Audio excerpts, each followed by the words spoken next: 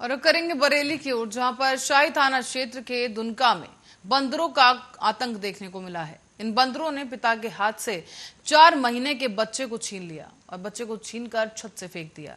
बताया जा रहा है कि इसमें बच्चे की मौके पर ही मौत हो गई।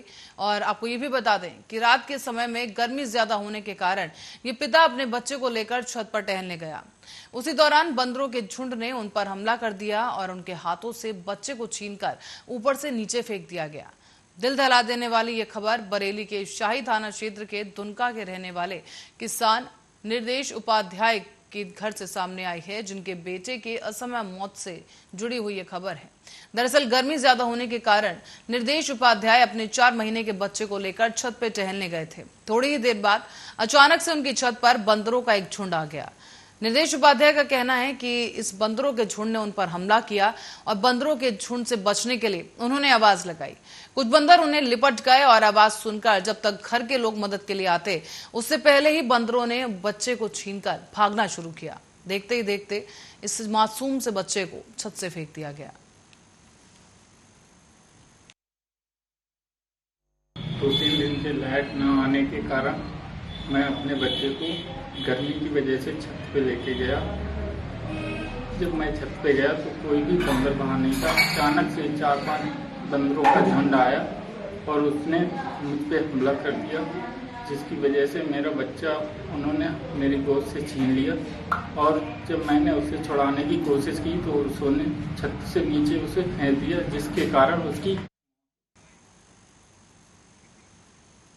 और अब रुक करेंगे गाजीपुर का। गाजीपुर में नेता के नाम से अपनी पहचान बनाकर पूर्वांचल और विशेषकर गाजीपुर जिले में अपनी शर्तों पर राजनीति कर सुर्खियां बटोरने वाले पूर्व चेयरमैन जिला सहकारी बैंक गाजीपुर और कभी भारतीय जनता पार्टी के कद्दावर नेता रहे अरुण सिंह 6 साल बाद एक मुकदमे में जेल से जमानत पर रिहा होकर सावन के पहले सोमवार को अपने पैतृक गांव नारी पचदेवरा पहुंचे।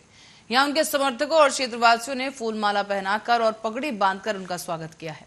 इस मौके पर समर्थकों और क्षेत्रीय लोगों से भेंट मुलाकात करने के बाद अरुण सिंह मीडिया से मुखातिब हुए और इस दौरान चिर परिचित अंदाज में बहुत ही बेबाकी के साथ मीडिया के तमाम सवालों का जवाब देते नजर आए।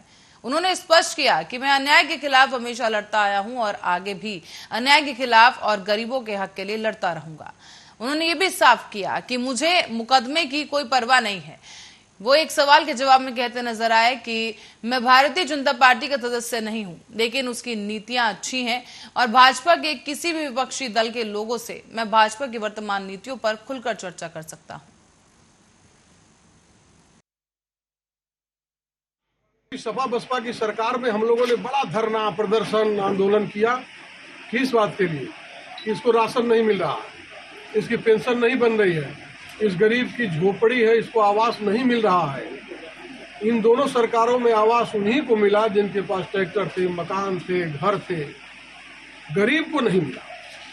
आज गरीब को अन्न मिल रहा है, कोई भूखा सो नहीं रहा है, गरीब तक विकास पहुंच रहा है। हमने 6 वर्ष के अंदर विकास की समीक्षा भी की थी। बहुत से जनपद के लोग जाते थे, मिलते थे, पूछते थे, तो आवास मिल रहा है गरीबों को, शौचालय बन रहा है गांव-गांव।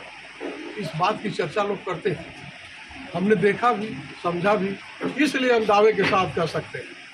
हालांकि मैं भाजपा में नहीं हूँ, मैं दावे के साथ कर रहा हूँ बीजेपी में नहीं हूँ, लेकिन किसी भी विपक्षी दल का कोई अगर विकास की बात करे तो मैं बहस कर सकता हूँ।